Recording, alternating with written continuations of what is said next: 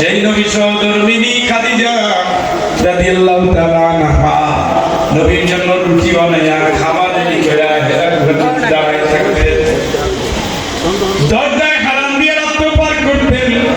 আল্লাহ রাসূল ঘরে আসার সাথে সাথে একটা বার ডাক দিতেন খাদিজা, সাথে সাথে দুয়ার খুলে দিত। নবী জিজ্ঞেস করতেন, খাদিজা তুমি কি ঘুমাও না? আম্মা জান জবাব দিতেন, ইয়া রাসূলুল্লাহ আপনি যেই দিন ঘরে থাকেন না ওই দিন এই বিছানায় খাদিজা পিঠ লাগায় না। আপনি আসবেন ডাকবেন, আমি ঘুমিয়ে থাকবো, আপনার কষ্ট হবে, এই জন্য খাদিজা বিছানায় পিঠ লাগায় না। আল্লাহ রাসূল খুশি হয়ে যেতেন, বলতেন আল্লাহ তুমি খুশি থেকো।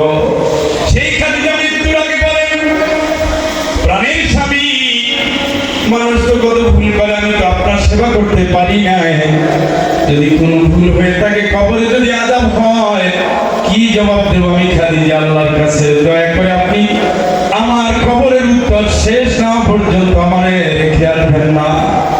অথচ এই খাদিজারে আরশে আযীম থেকে সালাম দিয়েছেন আমার আল্লাহ। সুবহানাল্লাহ। বলেন ইয়া রাসূলুল্লাহ আপনার খাদিজার জন্য একটা সুসংবাদ আছে, আমার আল্লাহ জান্নাতে খাদিজার জন্য একটা ঘর বানায়া রাখছে। সুবহানাল্লাহ। তার পেটে যেমন একটা মেয়ে দিয়েছে, তার নাম কি? সাইয়্যিদাতুন নিসা। আপনার ফাতেমার খবর কি? আপনার ঘরের খাদিজার খবর কি? চোখ খালি ওঠে না মেয়ে সেদিক ওদিক সেদিক। আপনার ফাতেমার খবর কি? কলেজে যায় মাথায় বোরকা নাই তো দূরের কথা, বুকের ভিতরে ওড়নাও নাই। এলাকার ছেলের সাথে কিলাকিলি করতে করতে কলেজ পর্যন্ত যায়। ফেসবুকে খাতি, সন্ধ্যার পরে খাতি, দিনের বেলায় খাতি, কয়েকদিন পরে দেখা যায় দুনিয়া সব আছে, আপনার মাইয়া নাই। অথচ ওই ফাতেমা দেখেন গরিব ঘরের মেয়ে, গরিব ঘরে বিয়ে হয়েছে। দুনিয়ার সবচেয়ে গরিব ছিলেন আলী রাদিয়াল্লাহু তাআলা আনহু, তার ঘরের ঘরণী আলী রাদিয়াল্লাহু তাআলা জান্নাতি, ফাতেমা জান্নাতি। এত আল্লাহর ভয় ছিল, নবীর প্রতি এত ভালোবাসা ছিল, এত অনুকরণ ছিল, নবীর ট্রেনিং এমন করে মেয়েটা রপ্ত করেছে। যেভাবে নবী হাঁটতেন ফাতেমা সেভাবে হাঁটতেন, নবীজি যেভাবে খেতেন ফাতেমা সেভাবে খেতেন। নবীজিটাকে এত ভালোবাসতেন, দুনিয়ার কেউ আসলে নবী দাঁড়াতেন না, কিন্তু তার ফাতেমা চোখের সামনে আসার সাথে সাথে নবী দাঁড়িয়ে যেতেন, চিৎকার করে বলেন আল্লাহু আকবার। একদিকে মমতা, একদিকে ভালোবাসা, একদিকে স্নেহ, সব দিক দিয়ে জড়ানো ফাতেমা। একদিন এসে বলতেছেন, আলী রাদিয়াল্লাহু তাআলা বলেন তুমি এত কষ্ট করো, তোমার কষ্টে কষ্টে তোমার হাত দাগ পড়ে গেছে, কূপ থেকে পানি তোলো তুমি ফাতেমা, তোমার কত কষ্ট হয়, তুমি একবার তো দিয়ে তোমার আব্বাকে বলতে পারো একটা দারদাস দিবেন। আমি আব্বার কাছে চাইবো, কারণ আমার লজ্জা লাগে। বলছে না তুমি যাও। নবীজির কাছে গেলেন, ফুটে কথা বলতে পারছেন না। একদিন গেলেন, ফেরত আসলেন, 2 দিন গেলেন, ফেরত আসলেন। এরপরে নবী বলেন কি বলবো মা বলো? আব্বা আমার হাতের অবস্থা দেখেন, কূপ থেকে পানি উঠাতে গিয়ে আমার হাতে হাত পড়ে গেছে, আমার কষ্ট হয়, আপনি যদি একটা দারদাসের ব্যবস্থা করতেন। আল্লাহ রাসূল বলেন ফাতেমা তুমি ঘরে যাও, আমি আসবো। রাত্রি বেলা গিয়ে দেখেন আলী রাদিয়াল্লাহু তাআলা আনহু আর ফাতেমা পাশাপাশি ঘুমিয়ে গেছেন।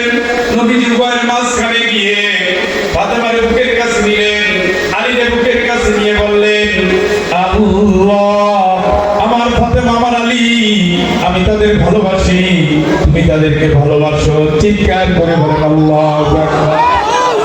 বলেন ফাতেমা তুমি শোনো মা, তুমি আমার কাছে দাঁড়াতে চাইছো, আমার কাছে দিতে পারি, কিন্তু আমরা তোমার একটা দোয়া শিখিয়ে দেই।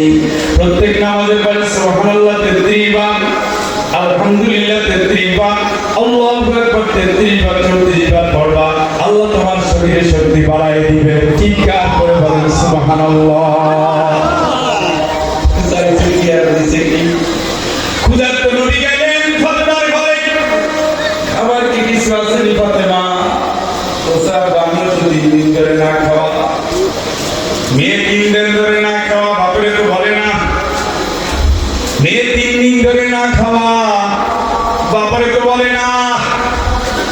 আমাদের দেশে একবার না খাইতে বলে মায়ের ফোন দেয়, বাপের ফোন দেয়, কার কাছে বিয়ে দিয়েছিলাম, বিয়ার সময় ঘুরছিল না। আপনি কি জানেন বাংলাদেশে বিয়ে এবং তালাকের খবর কি?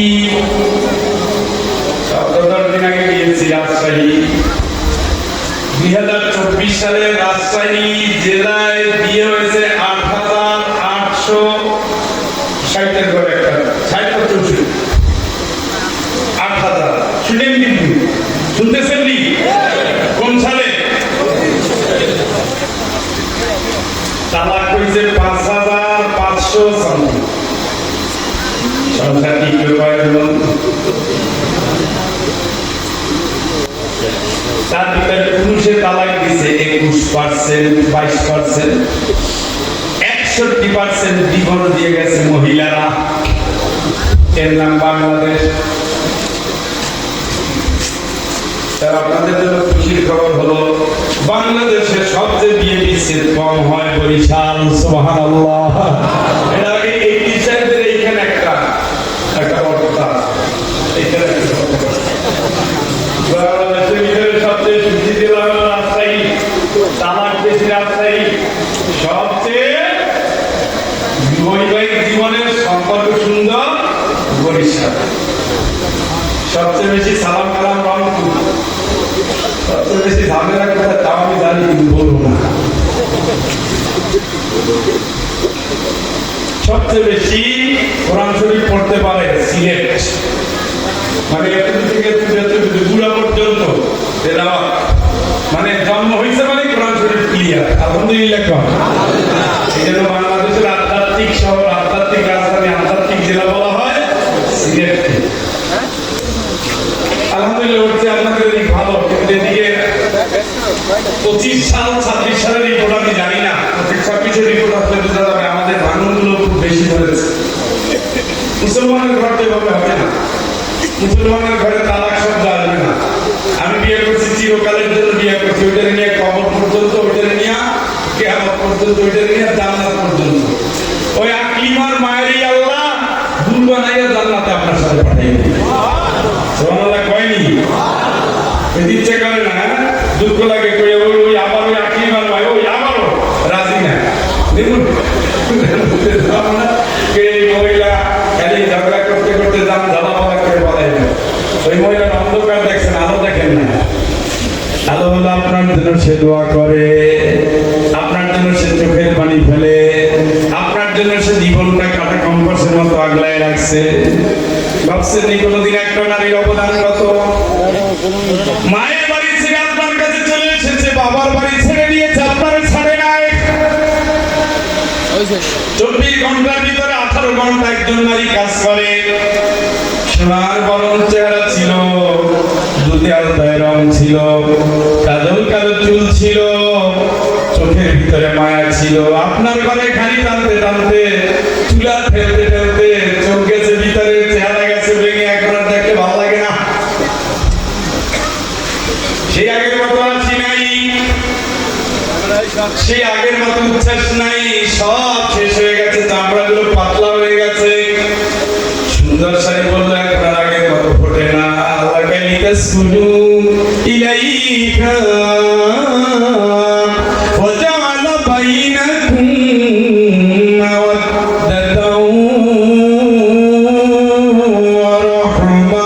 চিৎকার করে বলেন আল্লাহু আকবার। বল দিয়েছি যেন ঘরে ঢুকে শান্তি পাবে, কিন্তু বল দিলাম এমন একটা বয়স আসবে যৌবনের কোনো দাবি থাকবে না। ওই বয়সে আমি আল্লাহ ভালোবাসাটাকে দয়ায় পরিণত করে দিলাম। এই দয়া নিয়ে একটা বুড়ির জন্য বুড়া কাঁদে, বুড়ার জন্য বুড়ি কাঁদে, পথ চেয়ে থাকে, দোয়া করে, আল্লাহর কাছে সাহায্য চায়। এই জাতীয় নারী যারা আল্লাহর ভয়ে ভীত হয়েছে, স্বামীরে ভালোবেসেছে, মুসলিমা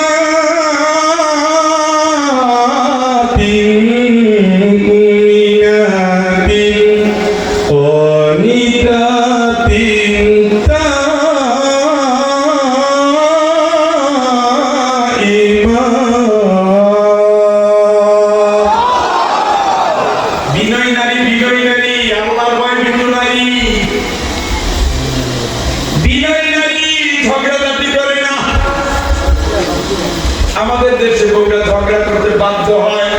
আচ্ছা বিয়ে করছি আমি, বউ আমার, খাওয়াই আমি, মহারানা দেই আমি, গালি দেয় আমার বড় ভাই। ইনসাফ করে একটু তো দিতে হবে। আমার বউরে গালি দিলে আমি দেবো, পিটাইলে আমি পিটাবো, ভালোবাসতে আমি বলবো, আদর করলে আমি করবো, ধমক দিলে আমি ধরবো। কারণ তার